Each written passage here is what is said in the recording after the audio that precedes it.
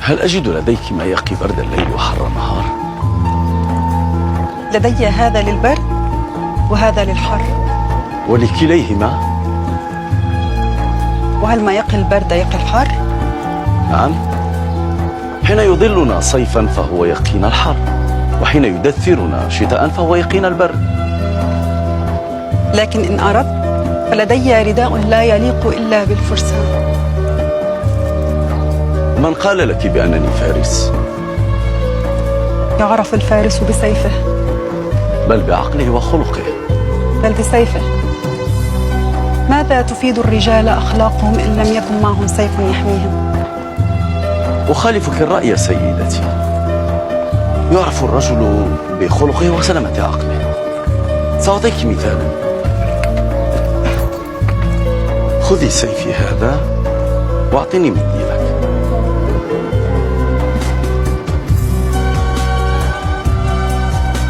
أريني الآن من يصرع الآخر.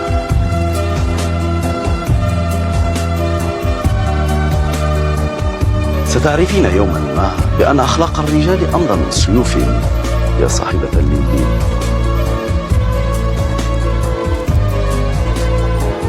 يا هذا السيف. سيف بمنديل، أليست صفقة رابحة؟ ما هذا؟ إنه سيف. أعلم أنه سيف، ولكن من أين أتيت به؟ اشتريته. أقصد استبدلته بمنديل من هذه المناديل الحمراء. ومن هذا الأحمق الذي قبل بذلك؟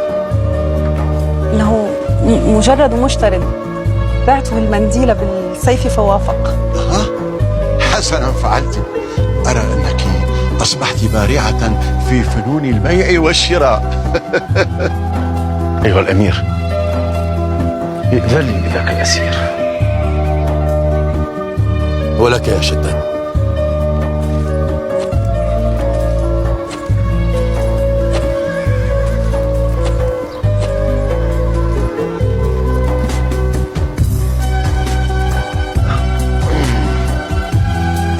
أين هو سيفك؟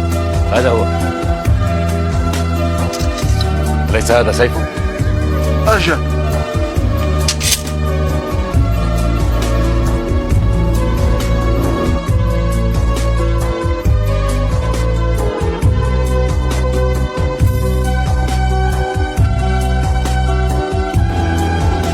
قل لصاحبة هذا المنديل أخلاق الرجال أمضى من سيوفهم.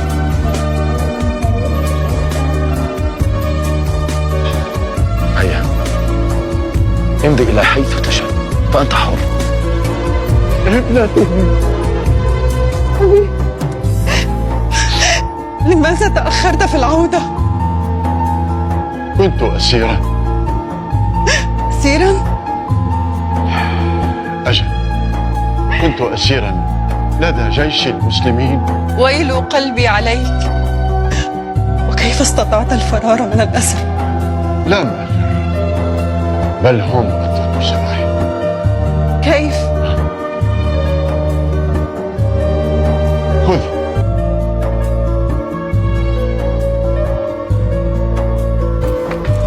خذي سيفي هذا واعطني منديلك.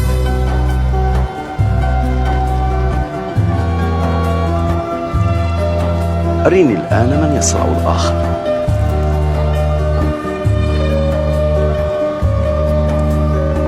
ستعرفين يوما ما بأن أخلاق الرجال أمضى من سيوفهم يا صاحبة المنديل.